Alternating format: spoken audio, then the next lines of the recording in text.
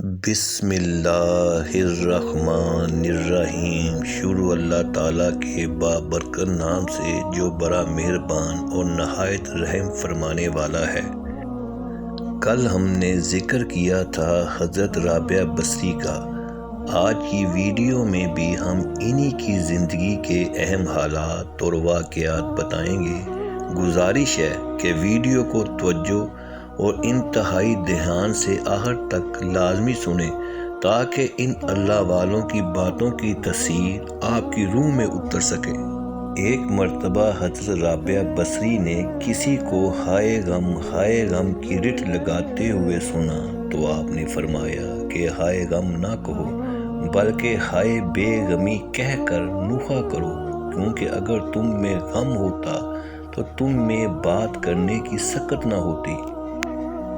اور ایک مرتبہ کسی شخص کو سر پر پٹی باندھے ہوئے دیکھ کر سبب دریافت کیا تو اس نے عرض کیا کہ سر میں درد ہے۔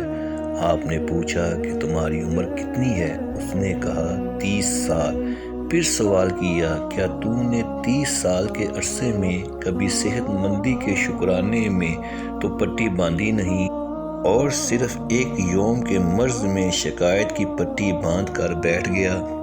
روایت ہے کہ آپ نے کسی کو 4 درہم دے کر کمبل خریدنے کا حکم دیا۔ اس نے سوال کیا کہ کمبل سیاہ لاؤں یا سفید؟ یہ سنتے ہی آپ اس سے درہم لے کر دریا میں پھینکتے ہوئے فرمایا کہ ابھی کمبل خریدا بھی نہیں کہ سیاہ اور سفید کا جھگڑا کھڑا ہو گیا اور خریداری کے بعد نہ جانے کیا ببال پیش آ جاتا۔ ایک مرتبہ موسم بہار میں آپ گوشہ تنہائی میں تھیں کہ خادمہ نے باہر نکلنے کی درخواست کرتے ہوئے عرض کیا کہ یہاں رنگینی فطرت کا نظارہ کیجیے کہ اس نے کیسی کیسی رنگینیاں تخلیق فرمائی ہیں، لیکن آپ نے جواب دیا کہ تو بھی گوشہ نشین ہو کر خالق حقیقی ہی کا مشاہدہ کر لے، کیونکہ میرا مقدر خالق کا نظارہ ہے نہ کہ صنعت کا۔ روایت ہے کہ کچھ لوگ زیارت کے لیے حاضر ہوئے تو دیکھا کہ آپ دانتوں سے گوشت کاٹ رہی ہیں۔ انہوں نے سوال کیا کہ کیا آپ کے یہاں چاقو چوڑی نہیں ہے جو دانتوں سے کام لے رہی ہیں؟ تو آپ نے فرمایا کہ میں اس خوف سے چاقو چوڑی نہیں رکھتی کہیں میرے اور میرے محبوب کے رشتے کو ختم نہ کر دے۔ ایک مرتبہ آپ نے 7 شب و روز مسلسل روزے رکھے اور شب میں قطعی آرام بھی نہیں کیا، لیکن جب 8ویں دن بھوک کی شدت کی نفس نے فریاد کی کہ مجھے کب تک اذیت دو گی تو اس وقت ایک شخص کھانے کی کوئی شے پیالے میں لیے حاضر ہوا۔ آپ لے کر شمع روشن کرنے اٹھی تو اسی وقت ایک بلی کہیں سے آئی اور وہ پیالہ الٹ دیا، اور جب پانی سے روزہ کھولنے اٹھی تو شمع بجھ گئی اور پیالہ گر کر ٹوٹ گیا۔ اسی وقت آپ نے دل روز آہ بھر کر اللہ تعالیٰ سے عرض کیا کہ میرے ساتھ یہ کیسا معاملہ کیا جا رہا ہے؟ ندا آئی اگر دنیاوی نعمتوں کی طلبگار ہو تو ہم عطا کیے دیتے ہیں، لیکن اس کے عوض میں اپنا درد تمہارے قلب سے نکال لیں گے، اس لیے کہ ہمارے غم اور غم روزگار کا ایک قلب میں جمع ہونا ممکن نہیں اور نہ کبھی جدا گانا مرادیں ایک قلب میں جمع ہو سکتی ہیں۔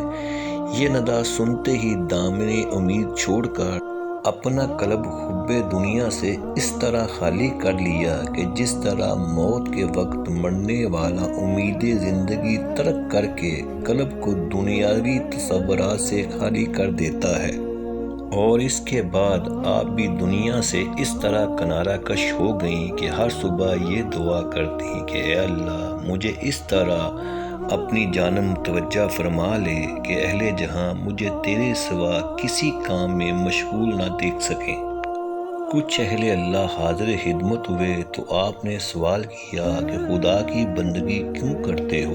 ان میں سے ایک نے جواب دیا کہ ہم جہنم کے ان طبقات سے خائف ہو کر جن پر روز محشر گزرنا پڑے گا خدا کی بندگی کرتے ہیں تاکہ جہنم سے محفوظ رہ سکیں۔ اور دوسرے نے جواب دیا کہ ہم خواہش فردوس میں اس کی بندگی کرتے ہیں۔ تو تو آپ نے فرمایا کہ جو بندہ خوف جہنم اور امید فردوس کی وجہ سے بندگی کرتا ہے وہ بہت برا ہے۔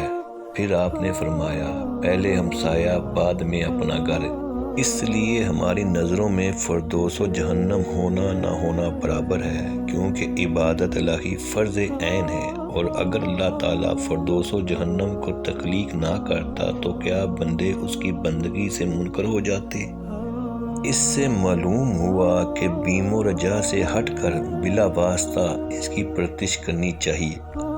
آج میں اس سلسلے کو یہیں پر اختتام کرتا ہوں، اور کل حضرت رابعہ بصری کی شخصیت کے بارے میں یہیں سے بات شروع کریں گے انشاءاللہ۔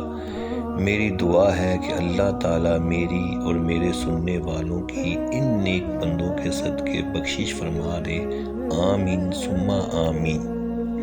آخر میں میرے سننے والوں سے گزارش ہے کہ درود پاک پڑھ لیں، صلی اللہ علیہ وآلہ وسلم۔ شکریہ۔